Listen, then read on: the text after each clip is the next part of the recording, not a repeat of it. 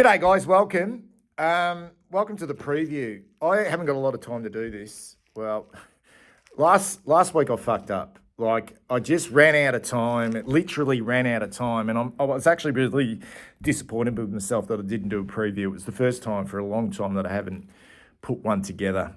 They're probably the most difficult things to do, the previews, I must say. Just trying to find a bit of a different angle, a bit of a different look. But I've got this, very, very busy this time of the week. And if I don't do it now, right now, I'm not going to be able to do it. Sometimes I will, if I've got time, I'll start a video. If I don't like how it's coming out, I'll stop the video, start again. If I don't like, and I'll keep stopping. Like a 25-minute video might take me 2 hours if I'm not happy with what I'm saying. But I'm just going to have to let the camera roll. Like, I'm just going to have to let it roll, because if I don't do it now, okay, at this time, I'm definitely not going to be able to do it later on this afternoon or even tonight, and definitely not tomorrow, and I'm not going to do it Saturday morning. It's too late. And we play the Adelaide Crows on Saturday at the Adelaide Oval at 4:15.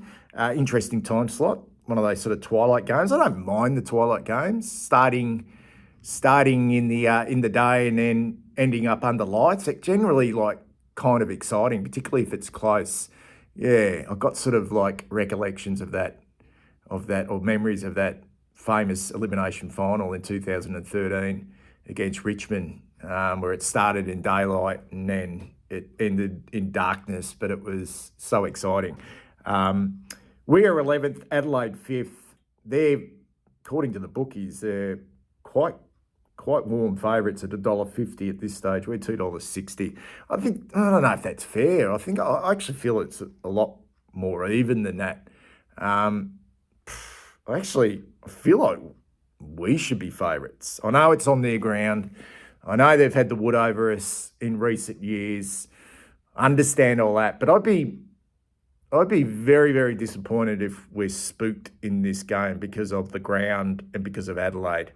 I understand some teams match up okay against the opposition, but should come down to good coaching, good preparation, a team that's in really good form. But if we're getting, I can't see it happening. We're getting blown away in this game like it has been in the past against Adelaide at that ground. We've once again been spooked, and that would be extremely disappointing. And I don't feel like that's the case in this game.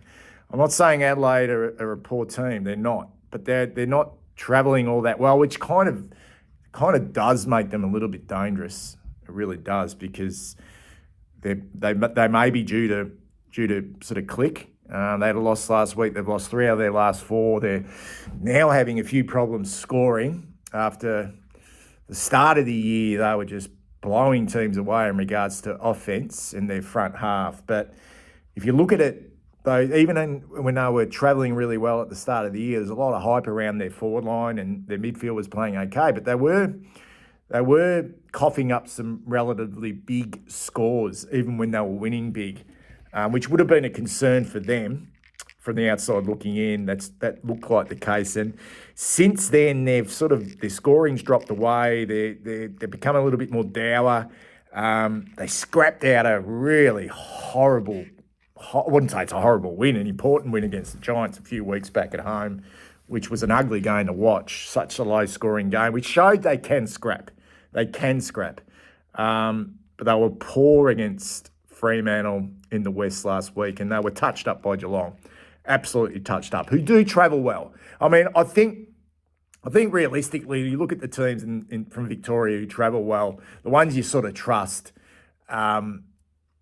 who generally go interstate and they seem to enjoy it and get the job done. They're more the professional clubs like Geelong and Collingwood are great at it. They've always been good travellers. And I think the Bulldogs are a team that can really surprise on the road as well. We're still not there yet, although I think the hoodoo of the Adelaide Oval is, I don't know if that's such a big thing anymore. It might be against Adelaide, but we had a great win, probably our best win from last year against Port Adelaide was at the Adelaide Oval. That was a top win. A really sort of hard, close game, and we just sort of ran away with it in the last quarter. So I'm not concerned.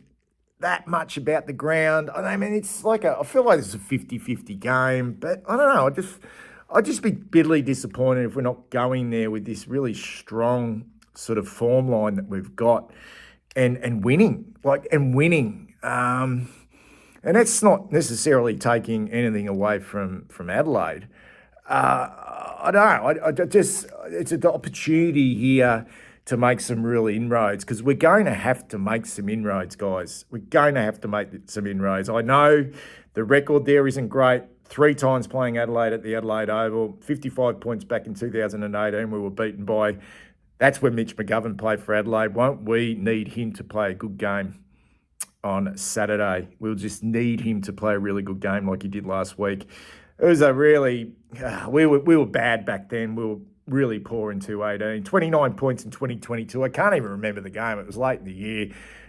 Patrick Cripps and Sam Walsh both had 40-plus disposals each, but we got beaten by 5 goals. And who can forget the debacle of the first ever gather-round game on a Thursday night? We were smashed. We're never in it. Blown away in the first quarter by 56 points. And we know the story. We know the story of Ben Keys, and he's done a number on us. He's kicked, last 3 games he's played against us, he's kicked 9 goals, 3, 3 and 3. Always seems to lift. And they've got a number of players who generally play okay against us. The Jordan Dawson, Fogarty, who'll be back into the team, you would think, after missing last week with a shoulder injury. Generally, he's a really strong contributor against us. But it's kind of like, I don't know, I feel like in the past we've been spooked. I love to think we're a little bit more mature now. I really do, but I keep going back. We've started the season, like we're on a bit of a roll now, but you can't get away from the fact that we were zipping 4. And that put us well behind the 8 ball in regards to where we want to finish and what are the expectations with this group this year. Is it now a fact that we're 1 game outside of the 8, which isn't that far, but 2 games from top 4, but our percentage is good. But you look at the ladder, I'll get to that shortly, and I like doing this. This isn't about taking your eye off Adelaide this week because we've got to win. We've got to win, and we've got to keep winning.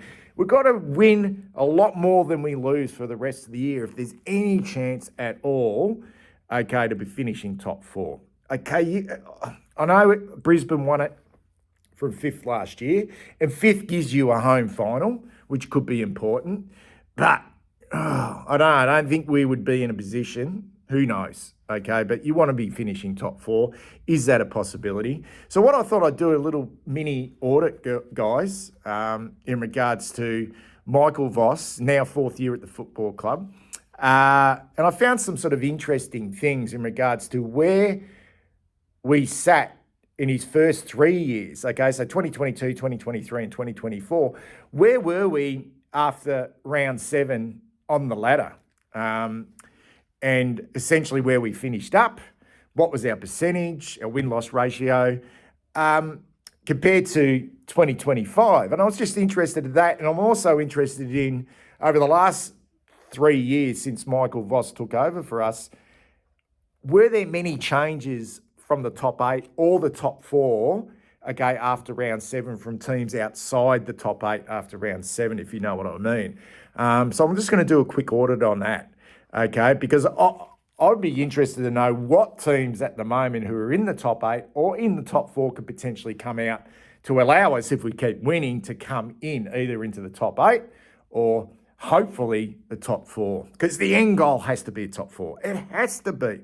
It has to be. All right, so this is a graph I put up. I'll put it up now, guys, under Michael Voss at round 7. Have a look at that.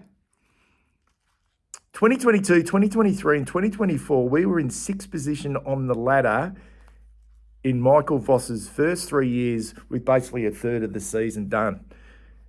Okay, with a pretty good win-loss ratio, 5 and 2 in 2022. In 2023, we had the draw thrown in there as well. 2024, 5 and 2. And you expect when you've started the season okay that you'd have a relatively good percentage. We were scoring okay back then, particularly in his first 2 years, but we were coughing up some big numbers, similar to what Adelaide were doing in the first 3 or 4 rounds of this season. All right. And then first year finished 9th, stormed home to finish 5th. 2024 fell away, finished 8th. Never top 4 in his first 4 years. And there, have a look at that. 2025, we're now 11th. 3 and 4, lost our first 4 games with a massive percentage. A really healthy percentage because we're defending strongly and starting to score now. We're in a good spot defensively. Okay, defensively we're in a good spot. All right, we're now starting to score. All right, starting to score. We get Harry and Charlie back in reasonable form. But where will we finish? Where will we finish? So we're 1 game outside the top 8, 2 games from top 4, but a better percentage at this stage than Brisbane and Hawthorn. All right, let's have a look though. I'm going to have a look now, round 7 in 2022 compared to what happened at the end of the home and away season at round 23 in 2022. So let's have a look. Out went St Kilda, who were 4th after round 7, and obviously us, who were 6th, we ended up going out. We remember that last game of the season, we went out. The teams that replaced us were Richmond and the Western Bulldogs. Both those teams, okay, were in the bottom part of the 8 at the end of the home and away season, definitely not top 4. Richmond were 9th, but only finished 7th. Western Bulldogs were 10th after round 7th, ended up finishing top 8. So 3 years ago, no one who was outside of the top 8 after round 7 was able to push their way up into the top 4. Let's go to 2007. There was only one change, and that was Adelaide. Notice the 2 outs in the first 2 years I'm doing here under Michael Voss are flaky, shaky teams. St Kilda, flaky, shaky. We were flaky, shaky in 2022. We're still a little bit flaky, shaky, Nick Blakey now, you know. Adelaide were 8th after round 7. They went out at the end of round 24. They were already gone. GWS, we know how they flew from 12th after round 7, ended up being 7th, but slow start to the year, couldn't push for top 4. Made a prelim final though, but it was a long road, wasn't it, like us? It was a long road in 2023 to get through to that prelim, always tough. And then last year, there were some big changes. 3 teams came in to the top 8 after the completion of round 24 who weren't there after round 7. So out went Melbourne, somewhat flaky now, aren't they? They were becoming a bit flaky, the old Ds. Essendon definitely flaky, Nick Blakey. And Fremantle, definitely flaky, Blakey, Nick Blakey, flaky, shaky. Out. And in came Western Bulldogs. They were 11th after round 7, ended up 6th. Brisbane, 13th, ended up 5th, nearly got top 4, ended up winning the premiership, but very, very good spot to finish 5th because you get that first home final. And the Hawthorn, they flew home 17th, too far back, ended up 7th. All right, so I'm fascinated, guys, to see, okay, potentially, and it's all potential, thinking very far ahead here, need to get the job done against Adelaide because this is an 8-point game. This is an 8-point fucking game against Adelaide. All right, they are currently in 5th position with a really healthy percentage of 124, slightly better than us on 16 points. All right, they would be desperate to get this win, not only just to stay inside and stabilise their place in the top 8, but hold on to the prospects of finishing top 4. So I'm putting the ladder up now, and there we are in 11th position.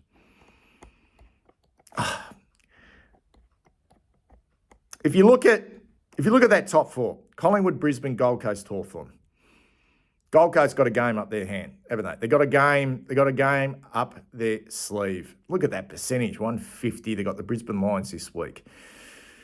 Collingwood ain't going anywhere. You just feel they're not going anywhere. I know a lot can change and they're old and all that type of stuff. You just feel like they're definitely playing finals.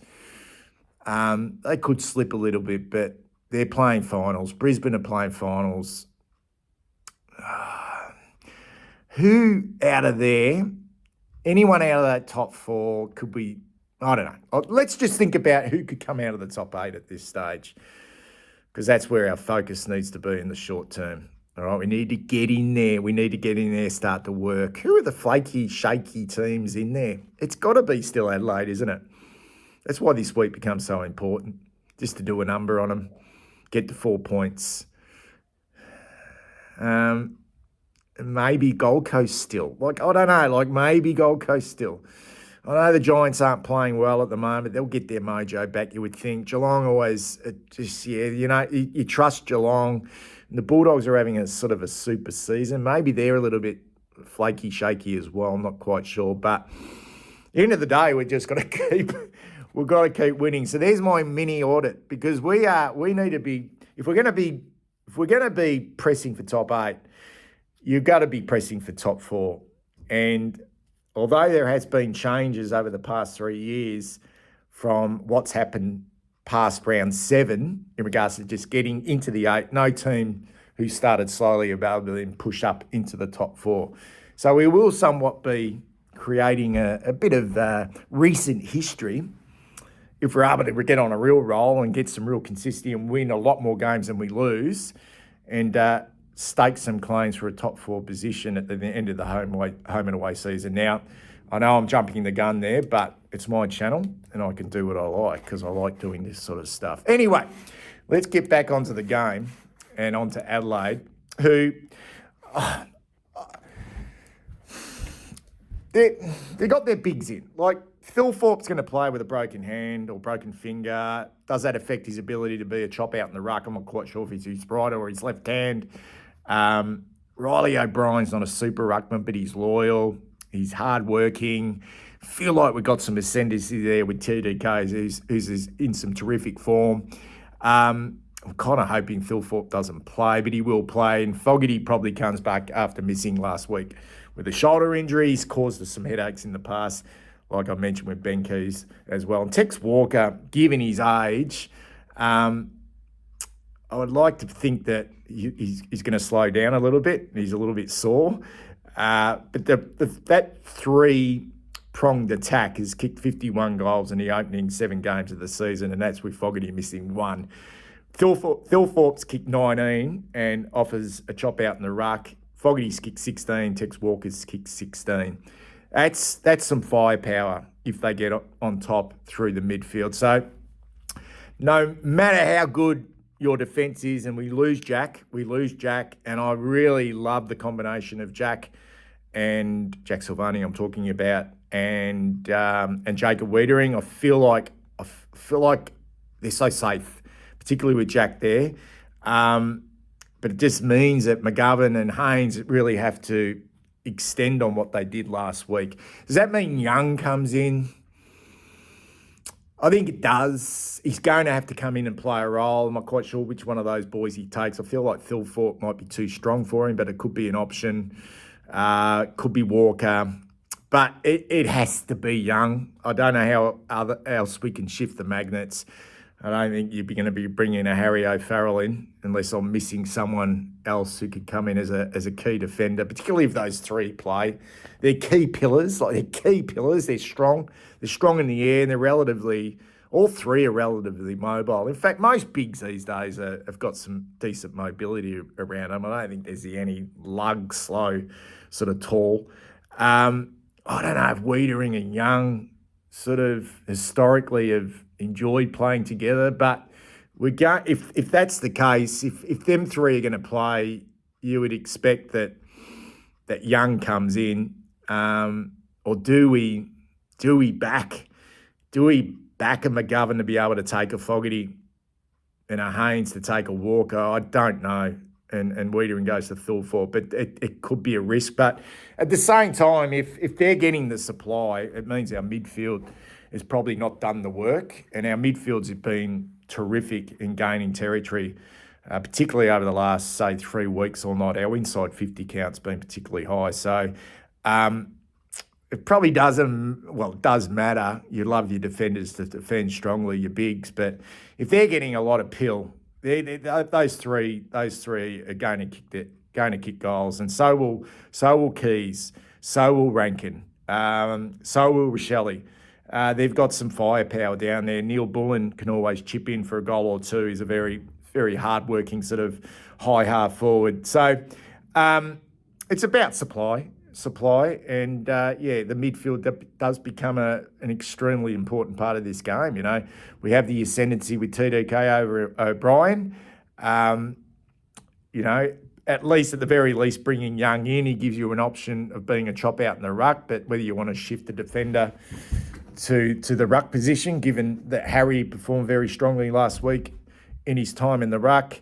I don't think Dawson's in super form for the Crows at the moment, the skipper, but he's maybe due for a good game. Saligo's a really consistent player at the level.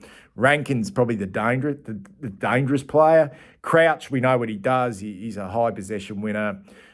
Doesn't kick the ball long, but provides that sort of stability through the middle of the ground. But Rankin's the one. Rankin's the one that you probably want to try and put the clamps on. Whether that's a job once again for either Chera, who played on Bailey Smith for large parts last week and did okay. Stopped, I suppose, him becoming really damaging. But Rankin's a gun. He's a gun. He could have a night out. Peatling's quick. It's been a good pickup for them. So the midfield battle is going to be fascinating. I feel like we've got the edge in there. I feel like that we've got the edge because Cripps, Walsh, we're not relying on them to get the 40 plus like we did back in 2018. You know, Hewitt and Chera have been probably our two most consistent midfielders this year. So I'm not worried about the midfield battle. I'm a little bit worried about our wings more than anything. I feel like Akers needs to have another. He needs to find some form.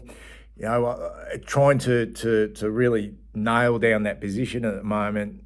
I feel like we've been rotating it a lot. I like when Cottrell plays on a wing. Think his ball use going inside forward 50 is great. I think defensively there's a few concerns for Adelaide. If we do get on top at the centre bounces and around the ground with the clearances and contested possession, I feel like they're a little bit shaky down there. There's my word again, shaky Nick Blakey. Nick Murray's a big out. He's a big out. He's a big dour defender.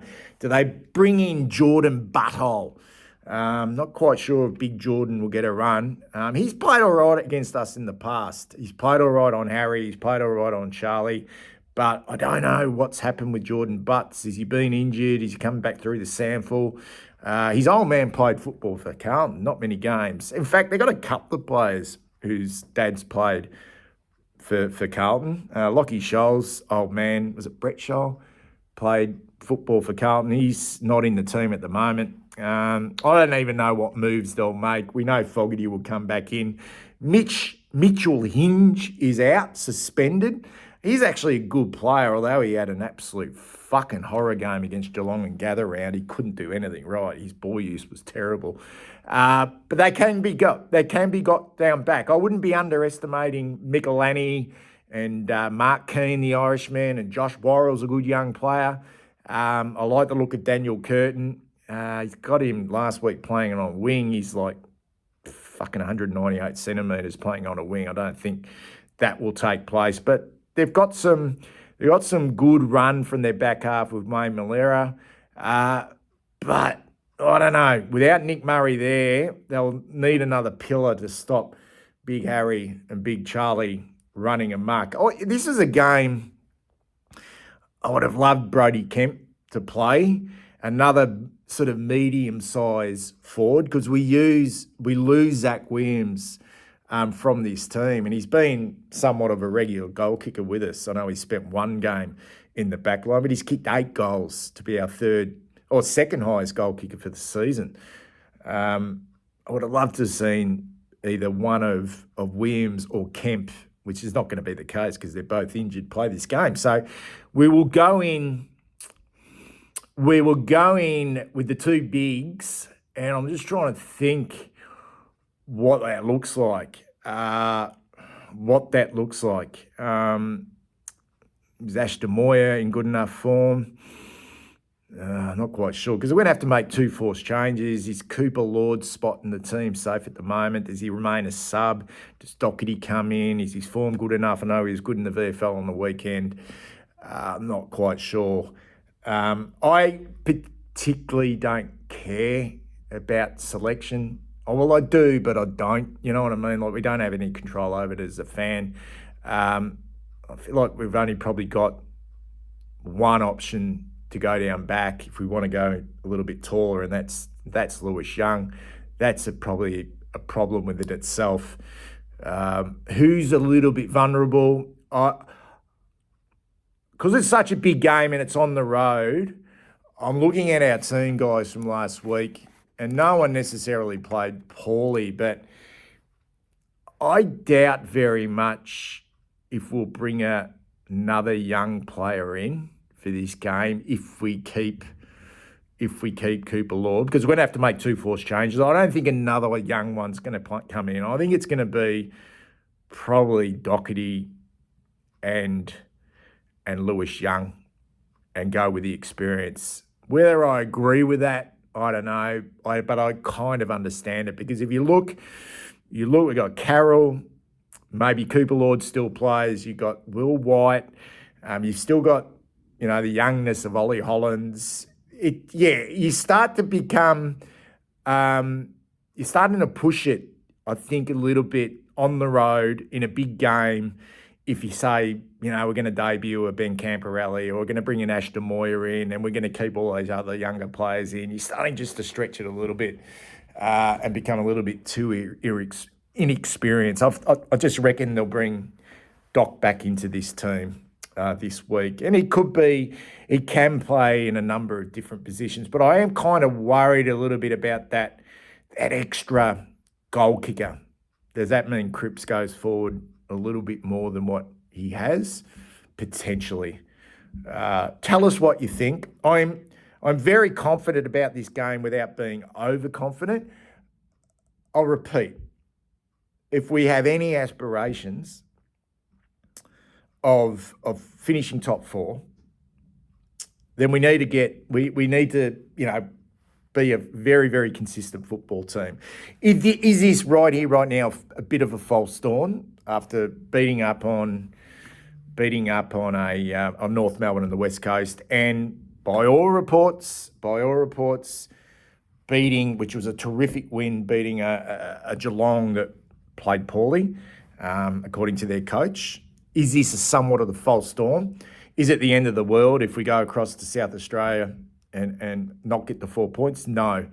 But you start to look at that ladder and think, fuck, how far back do we want to come to potentially finishing top 4? And that's the way I'm looking at it at the moment. Anyway, hope you enjoyed the video. Let us know what you think in the comments below. Take care and speak soon.